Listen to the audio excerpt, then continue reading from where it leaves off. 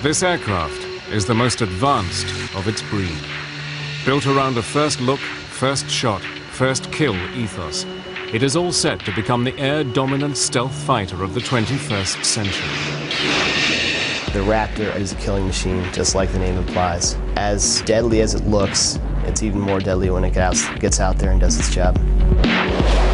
Deadly and undetectable at long range, this breathtaking fifth-generation fighter blends unmatched dogfighting with precision strike ground attack capabilities. You literally are able to swim through the sharks, and the sharks never see you and never know you're there. And at any point in time, you can reach out and touch them with deadly force. Capable of supercruise and packing a deadly array of state-of-the-art missile systems, this stealth jet of the new millennium can intercept and strike any target with near impunity. They die. They die without knowing where the Raptors are. They die without knowing that they were targeted. They die wholesale. Now, using unique footage, we'll take you on an all-access tour of America's newest superweapon, the A-22 Raptor.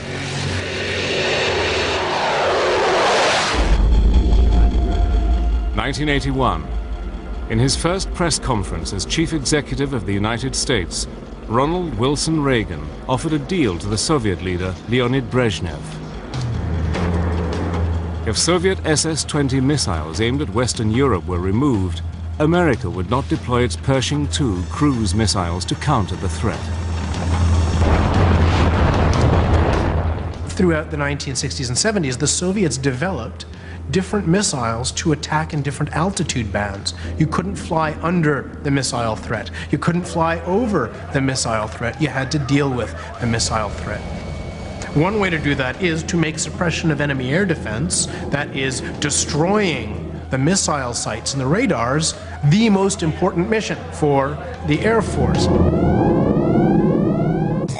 By the 1970s, air superiority had re-emerged as a top priority, and the US Air Force committed to building its first pure air superiority fighter, an aircraft that would eventually become the F-15 Eagle.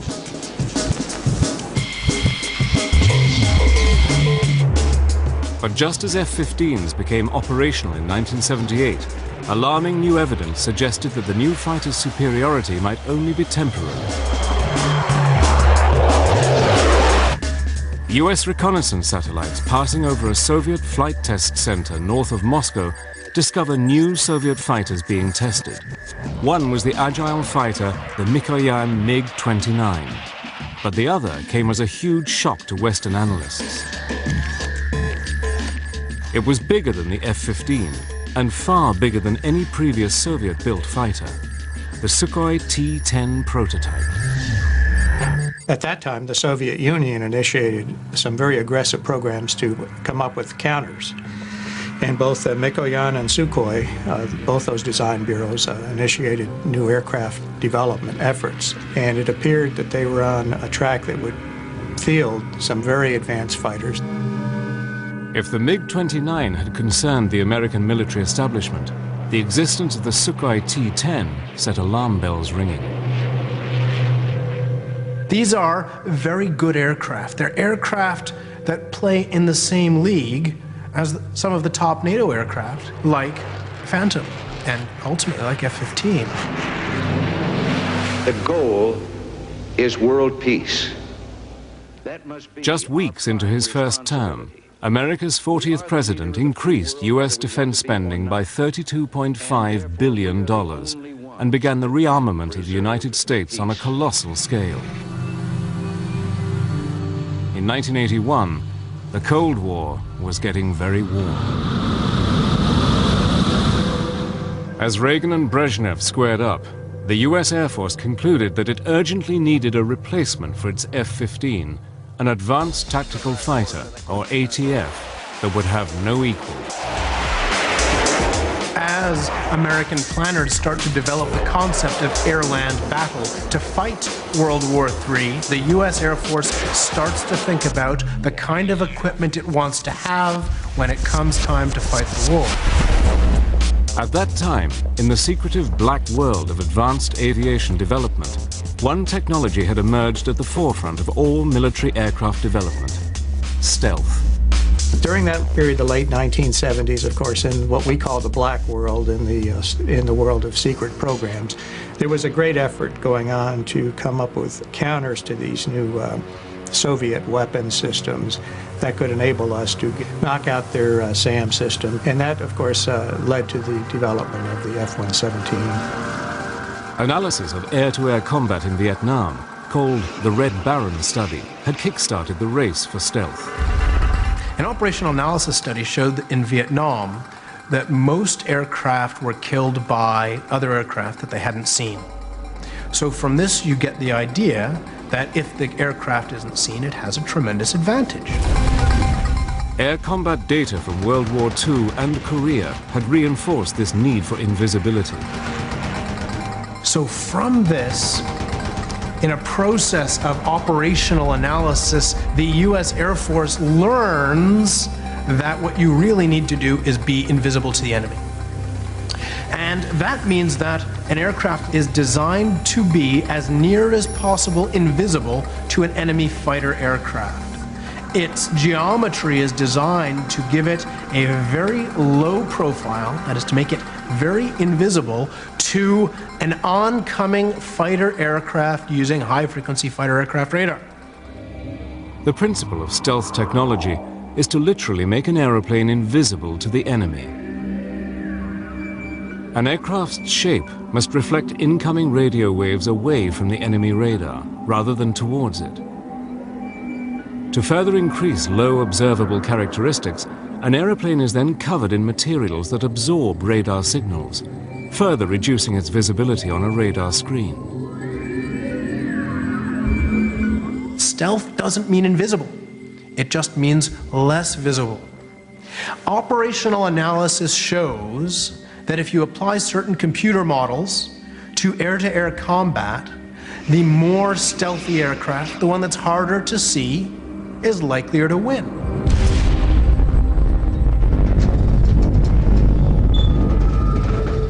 Leading the way in stealth technology was Lockheed's Skunk Works.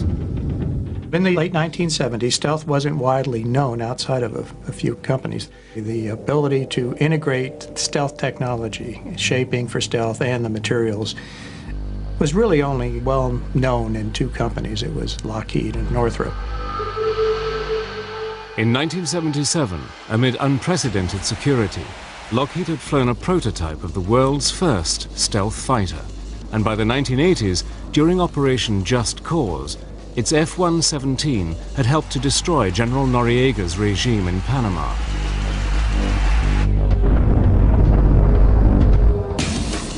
Now, the US Air Force decided that any new fighter must incorporate stealth technology and identified two other areas in which a future air superiority fighter should excel.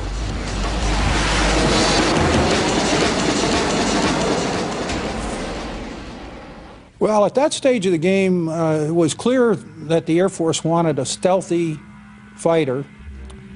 It was also clear that they wanted an airplane that would supercruise, in other words, run supersonically without lighting off the afterburners. And they didn't want to sacrifice any of the classic fighter maneuverability. So they wanted a fighter that, besides all the new technology, would maneuver as well or better than the F-15. In October 1982, representatives from fighter manufacturers met with the US Air Force and began to identify the specific must-haves for the new fighter. At the time, there were 8 contractors that built combat aircraft in the States. 7 of those responded to our requests for proposals. From that period of 1983 to 85 or 86 was a process of refinement, narrowing down the specific parameters. It must be a supersonic cruise aircraft with a combat radius of 700 to 900 miles with reduced observables if possible. The aircraft would have to be able to operate on a 2,000-foot runway and must be easier to maintain than an F-15. The challenge had been issued. Now it was up to the finest aviation manufacturers in the world to respond.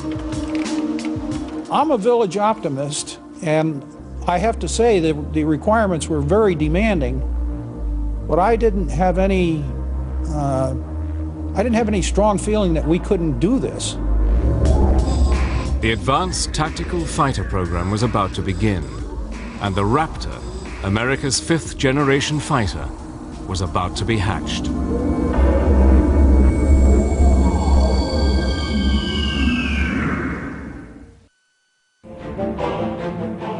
By 1983, US-Soviet relations had reached a new low. Following Leonid Brezhnev's death, the Politburo, now controlled by ex-KGB boss Yuri Andropov, had been labeled by Reagan as the focus of evil in the modern world. Continuing his policy of rearmament, Reagan announced plans for the Strategic Defense Initiative, better known as Star Wars. And Moscow reacted furiously. Попытки Вашингтона оправдать эти наращивания, которые американцы якобы должны наверстывать, это и мыслители. That August, when Korean Airlines Flight 007 on its way to Seoul from New York strayed several hundred miles off course into Soviet airspace, Russia acted. A fighter was sent up, and the civilian airliner with 269 people on board was shot down.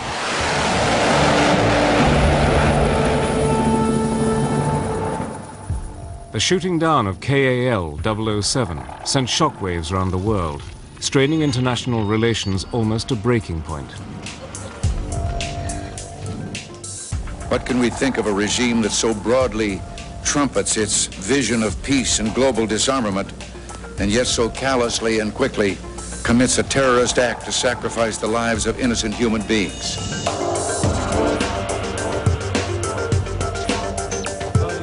Reagan's reaction to the crisis strengthened US conviction that stealth would now be the prime requirement for America's new fighter.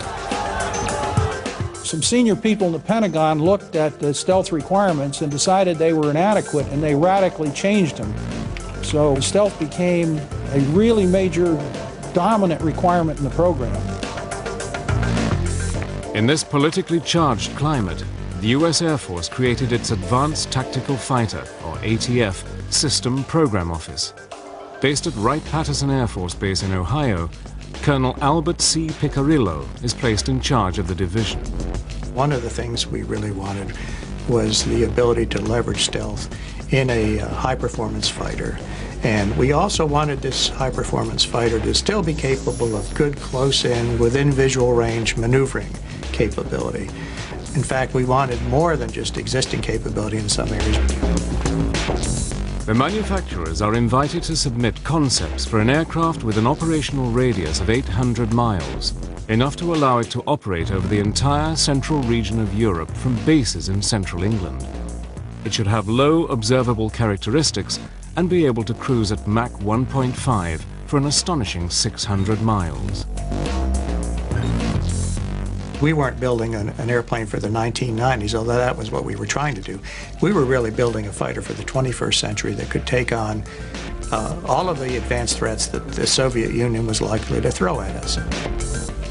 All of the teams would have their work cut out for them, but importantly, the military added another complicating factor. At the end of the concept demonstration phase, the decision was made by the Air Force to launch a demonstration validation phase of the program that would involve building 2 flight demonstrators, YF-type airplanes, that would then be evaluated. They didn't have to have full armament, they didn't have to have avionics, they didn't have to have stealth coatings, but essentially they were going to go out and show us what you can do. But building prototype aircraft is expensive, and no one manufacturer could afford it on their own. They all know that they must invest so much money in developing that if they don't get the contract, they're going to be so out of pocket, it's going to hurt the company badly. We in Lockheed made a policy decision at the CEO level that we would seek teaming. So the bottom line is we ended up deciding that we would team with Boeing and General Dynamics Fort Worth. Each manufacturer would submit a design for the Demonstration Valuation, or DEMVAL, competition, but had agreed that the winning company would be the prime contractor and its partners subcontracted to produce major components. Everybody's investment will be at least partly repaid because everybody gets a piece of the action. 7 designs for the Air Force competition were submitted for final evaluation. All of the 7 contractors came in with designs that were very feasible, and that could have been built. The question was, which were the best, and then how did we determine that they really were good enough? 2 manufacturers with strong experience in stealth technology, Northrop with its B-2 and Lockheed with its F-117, lead the way. Northrop's Advanced Tactical Fighter, or ATF design, was for an alien-looking aircraft with diamond planform wings and huge V-tails. It was a design that stressed speed and stealth. Northrop came in with an airplane that really, from the very beginning, looked just like the YF-23 that eventually was built and flown. Lockheed's entry echoed that of the F-117. Its vectored thrust, arrowhead shape, trapezoidal wings, and 4 tails ensured that the aircraft would be maneuverable. The fact was that Lockheed and Northrop had significant advantages in the fact that they had built stealth aircraft and flown them. It's a big credibility factor there. On October the 31st, 1986, both Lockheed and Northrop's ATF designs were declared the winners of the competition. Under the terms of the DEMVAL competition, each team would build 2 aircraft. At the end of the process, one of 2 designs would become America's new advanced tactical fighter. Costing billions of dollars, the new fighter would make a technological leap into the 21st century. Just 9 months after being selected to build 2 demonstration valuation fighters for the US Air Force, Lockheed shocked everyone and scrapped its original design. In July of '87, we looked at our design at that time, and we looked at what we thought it would weigh and how it would perform. And with no input from the Air Force, we decided to start over. So between July 13th of '87 and mid-October that year, basically that's where the F-22 came into the world. In a hectic 3-month process, with help from its partners, Lockheed produced a completely different configuration with a clipped delta wing. We changed to clipped diamond wings, which gave us almost the same aerodynamic performance, but a lot lower structural weight. We did the same thing with the trapezoidal horizontal tails, and the same thing with the verticals. Over the next 4 years, at a cost of just over $2 billion, America's tactical fighter competition became the largest program of its kind. And in 1990, just months after the disintegration of the Soviet Union, the shapes of the 2 rival designs were finally unveiled. And now, ladies and gentlemen, I proudly present to you the YF-22A, prototype for U.S. air superiority in the 21st century.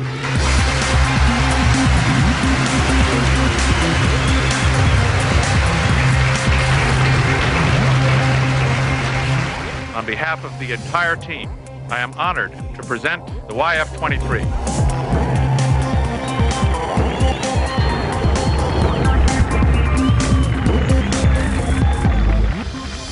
Northrop's version, called the YF-23, closely resembled its original design. Well, it was a most unusual looking aircraft, very futuristic. It had twin V-tails as opposed to what we call a cruciform, twin verticals and twin horizontals. It had a large trapezoidal wing, and it had a very slender shape when looked at from the edge-on view.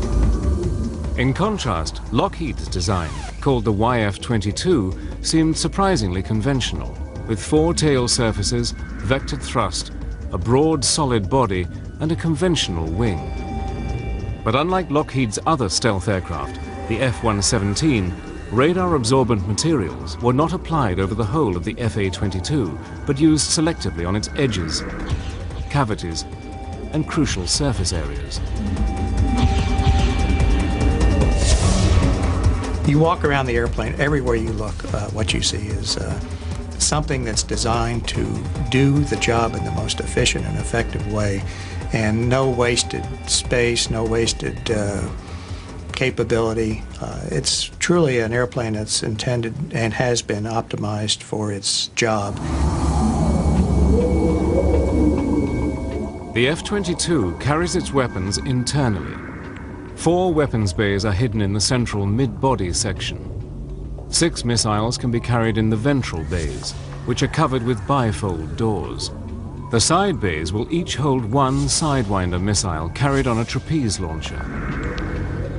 The mid-body section also houses the fighter's landing gear and complex inlet ducts. Right from day one on the F-22, we decided to put S-shaped inlet ducts on it. So the airplane is built with S-shaped inlet ducts so that there's no way a radar is ever seeing the forward face of the jet engine. Attached to the mid-body is the forebody, which accommodates the cockpit and advanced avionics. Both the YF-23 and the YF-22 are impressive-looking machines, but their performance still needs to be tested. The most crucial stage of the competition is still to come, the flight testing.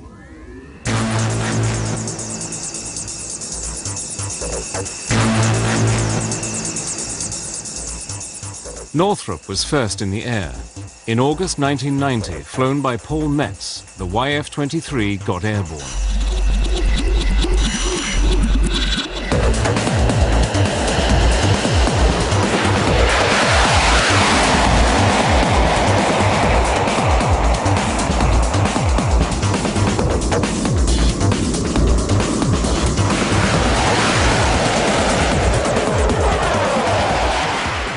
The test was a huge success. But Lockheed was quick to respond, and on September the 29th, at Edwards Air Force Base in California, Lockheed Chief Test Pilot Dave Ferguson prepared the Raptor for its maiden flight.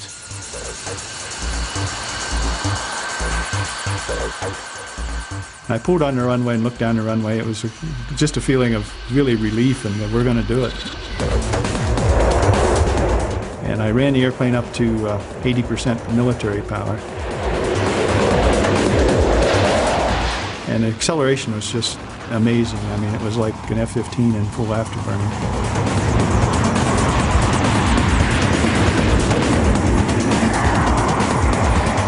And I felt the only thing in this airplane that's ever flown before was me. And I think in the back of my mind I was saying, please fly, when I pulled the nose up, and it just lifted off.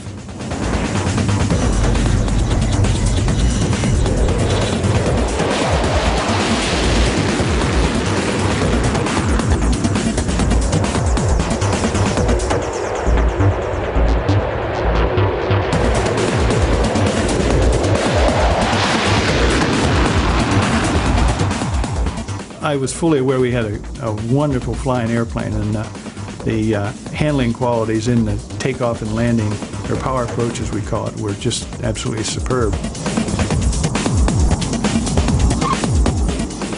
When I landed and Sherm met me at the airplane, I said, hey boss, we really have a winner here.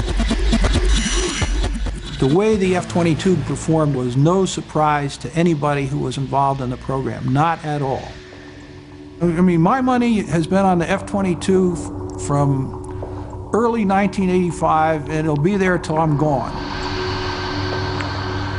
Over the next 3 months, the Raptor underwent a whole series of tests. The Air Force required both teams to give them performance projections, and then they were going to actually compare that with what the airplanes actually did in flight, subsonic, supersonic, at different altitudes, and so forth. The winner of this stage would earn a contract for 650 aircraft.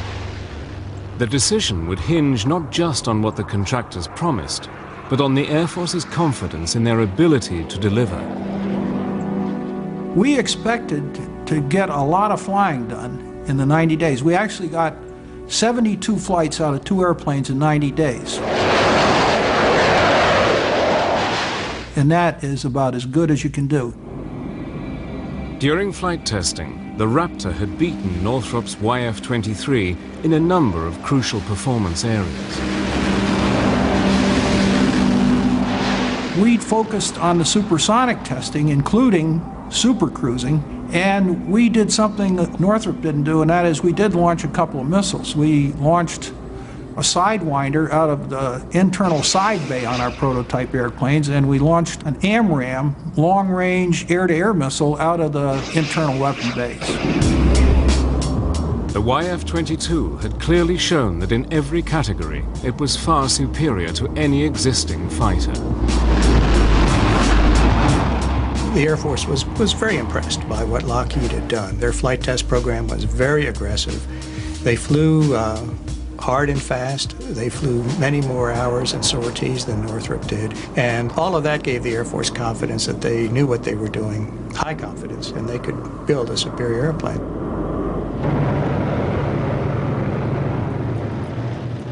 But it would be events in 1991 that would carve out the Raptor's future.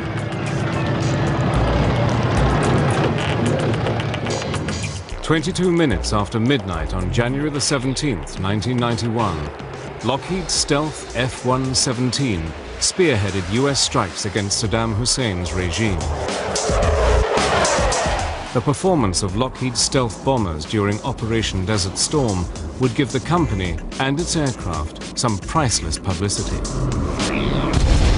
I think clearly Lockheed was benefited in 1991 by the Gulf War, where the F-117 was a star performer. And there were skeptics of stealth, even as late as that. That had to be beneficial to the program.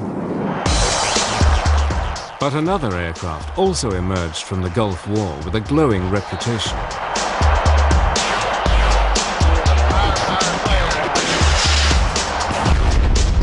The F-15, the aircraft destined to be replaced by the ATF, had emphatically confirmed its status as the foremost air superiority fighter in the world.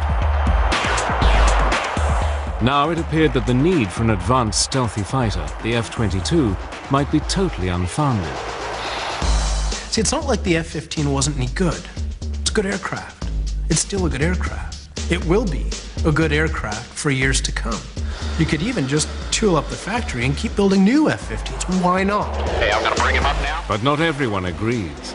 The big weakness in their argument is they are making a statement about world conditions today and what the threats are today. The real issue is what capability you want for 2025 or 2030. The people who say you don't need this, they think the world is not going to change in the next 20 years. And that is a hell of an assertion. By April 1991, bogged down by the F-15 debate, the US Air Force prepares to announce the winner of the Advanced Tactical Fighter contract. But would the Raptor emerge from the controversy unscathed?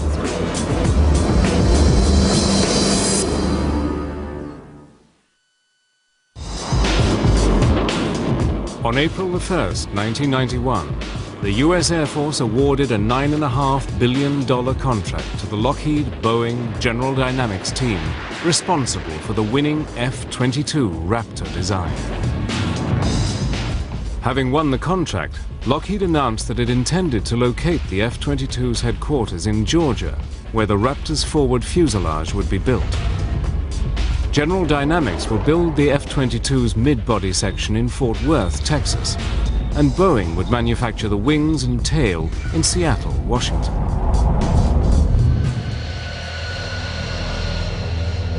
But just 8 months after the contract was awarded, the program hit its first major snag.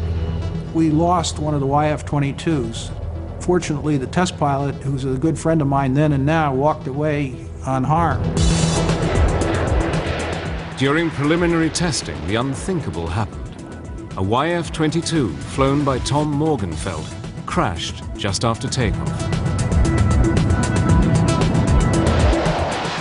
As this unique footage shows, the aircraft's thrust vectoring system forces it to belly land on the runway. A key element of the Raptor's design, thrust vectoring uses movable exhaust nozzles to alter the angle of thrust from the two Pratt & Whitney engines. As the Raptor makes its low-level flyby, Tom Morgenfeld keeps the stick forward to keep the nose down. But as the landing gear is retracted, the thrust vectoring engages and pushes the aircraft towards the tarmac. As the pilot struggles to correct this change in direction, the Raptor seesaws. The fundamental error there had nothing to do with the airplane. It had to do with the fact that you don't fly a green airplane and fly it at low speeds, at low altitudes. The cause of that accident was stupidity on the part of the management. It had nothing to do with technology. Despite the loss of the stealth aircraft, the program had achieved its major goals. 10 million man-hours of analysis, 4,000 hours of radar testing, and hundreds of hours of flight testing had gone into the development of the aircraft, even before construction was given the go-ahead. In fact, the F-22 has accomplished more flight testing than any other fighter prior to full-scale production. The first FA-22 built for the US Air Force was unveiled in a ceremony on April the 9th, 1997, at the company's headquarters in Marietta, Georgia.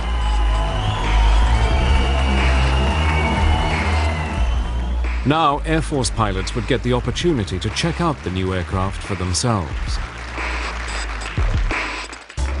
I would call the Raptor the Miss America of all aircraft. It's got the talent, it's got the bikini contest won, it's beautiful, it's got all the capabilities. It really wins the show in every aspect.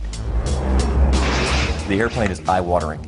It does everything the pilot asks of it, and it is very good at what it does. First flown by the Air Force in 1997, pilots at Edwards Air Force Base have surpassed 2,000 flight test hours in more than 900 missions.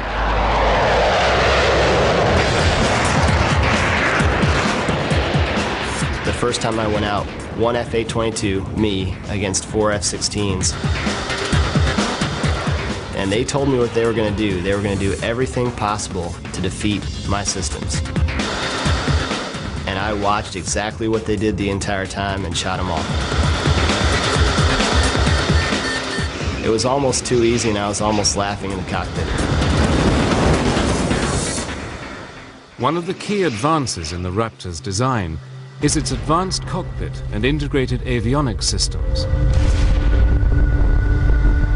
But I think really where the Raptor gets its amazing capability is the fusion of all of the different sensors on the aircraft. You have a tactical scope that combines the information of all the other sensors on the aircraft into one display for the pilot. So as a pilot, you don't have to sort through the radar or another sensor to see what's going on around you. Information is power, and the way this airplane displays information to you, it gives you knowledge of the battle space. It's all about seeing what's out there in front of you and being able to make decisions about what to engage, when to engage, and how to engage it.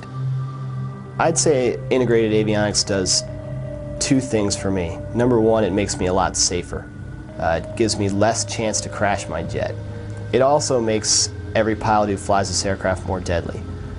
Instead of having to do 6 or 8 steps to achieve a kill, you really only have to do one.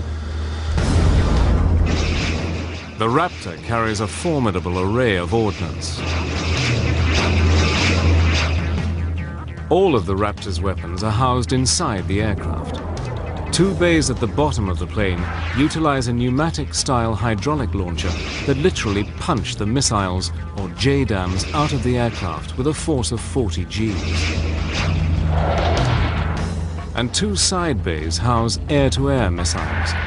Here, a trapeze launcher moves the missile outside the airframe very rapidly, a fraction of a second before the missile is fired. And to complement the Raptor's armament of 8 missiles, the fighter also has a gun. At one point in the evolution of the Advanced Tactical Fighter program, the US Air Force had raised the question of eliminating the gun to save weight. I think that the designers of the F-A-22 realized mistakes of the past, like the F-4 initially being designed without a gun, and realized that you should never say never about a threat that you're going to face or a situation you're going to find yourself in. And so the Raptor has designed itself a gun. Will anybody get close enough for us to use the gun? Well, hopefully not, probably not. By the late 90s, pilots in the Raptor program were convinced that their aircraft was made of the right stuff and would easily be able to outperform and destroy any other fighter in existence. It is the sum of the parts that makes the F-A-22 so capable. Probably most important in my eyes is the stealth. Having an aircraft that nobody can see is just a tremendous, tremendous advantage.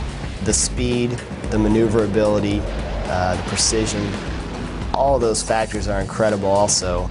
So when you put everything together, the Raptor is just incredible. But this belief was exclusively based on controlled flight and missile firing exercises. What the Raptor's pilots really needed was combat experience, and they were about to get it. Before the FA-22 Raptor enters operational service with the US Air Force in the autumn of 2005, it will have completed thousands of hours of vigorous combat testing. But since Desert Storm, critics of the F-22 program claim that the F-15 Eagle, destined to be replaced by the Raptor, already has the attributes necessary to remain the world's preeminent air superiority fighter well into the new millennium.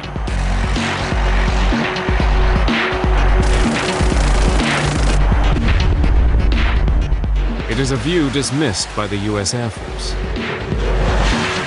If you look at the F-15 and the F-18 and compare it with existing fighters that are sold around the world today, you'll find that today we're almost at parity. If we ever run up against an enemy that has the ability in terms of the air crew to use those enemy fighters, we will have a tough time with the current generation. The F-15 is a great aircraft, and in air-to-air it is outstanding. However, with the production of new fighters that are being produced today and also some surface-to-air threats, there are situations in the F-15 that would make me nervous.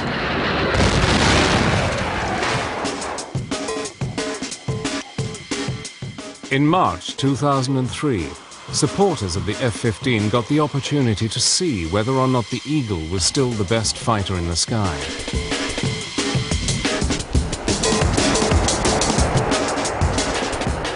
Five F-15s would go head-to-head with a single Raptor.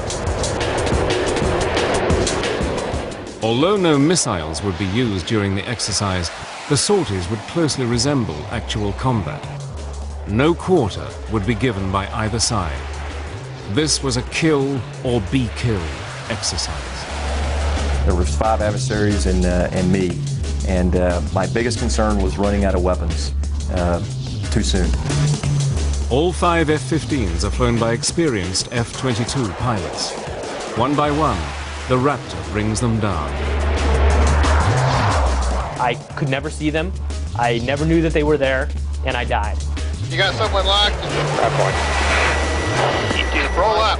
I could hear him on the radio calling his simulated missile shots, Fox 2, and knowing that this was getting really unnerving because I could also tell his range was closing rapidly on me. There, 17,000, splash, splash. I don't think anybody ever saw me the entire time that while we were out in the airspace. Bandit, bandit. Fox. Could not find him no matter what I did, and the next time was when he flew directly over the top of my airplane. I saw him visually. In 3, 2, 1, snap. I know firsthand from flying the Raptor against other aircraft and flying other aircraft against the Raptor that it's like clubbing baby seals. It's so easy. The first indication you have that an F-A-22 is out in your area of responsibility is when you are in your parachute heading down towards Earth and your jet is falling a little bit faster than you are. In combat testing with F-15s, the FA-22 Raptor has emphatically proven its doubters wrong. There have been times when the Raptor has gone up 2 versus 8 against F-15s, and it ends up being boring for the adversaries because no matter what they do, they die. Having flown the F-15 and now having flown the Raptor and seen combat, I would not want to be on the receiving end of what the FA-22 is capable of. We will take on anything, any combination of the latest aircraft that we can throw at ourselves, and we usually win. To date, 27 FA-22 Raptors have been delivered to the U.S. Air Force and are in limited operation at Edwards, Nellis, and Tyndall Air Force bases.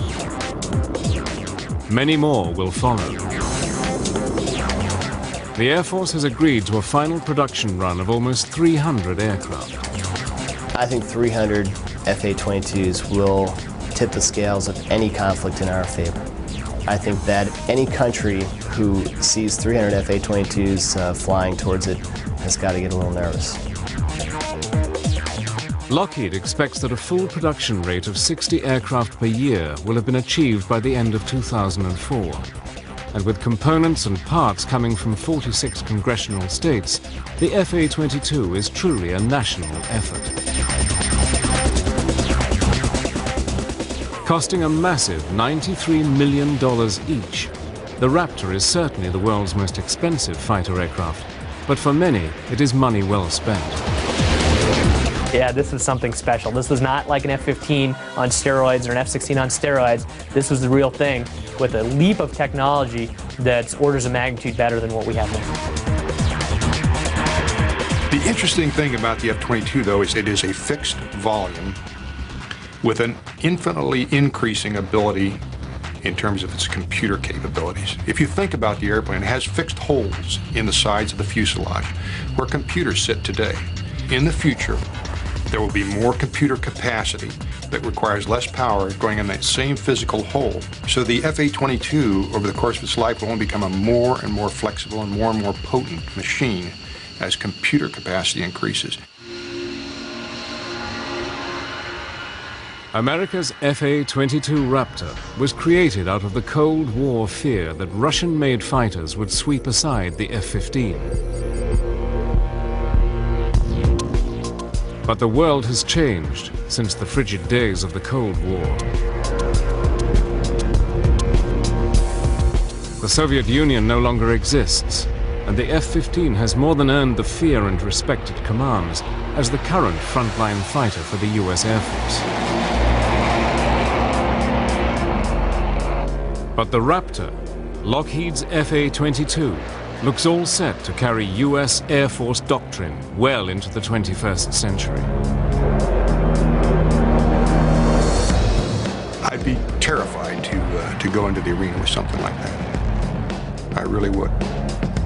I've been on the receiving end of it in testing and mentally translated myself to what if this was combat, and it is a unnerving and a disquieting feeling to fly in the same airspace with one of these airplanes. I would say that it's not fair to our enemies or even our own technology to fight against the Raptor, but the goal of war isn't fair, that we don't go into combat because we want a fair fight. We want to win as fast as possible with as little loss of life as possible. And the Raptor allows that to do that for generations to come. In today's changing world, there are few certainties. But the rule of the Raptor, America's air dominance fighter, over the skies, is one of them.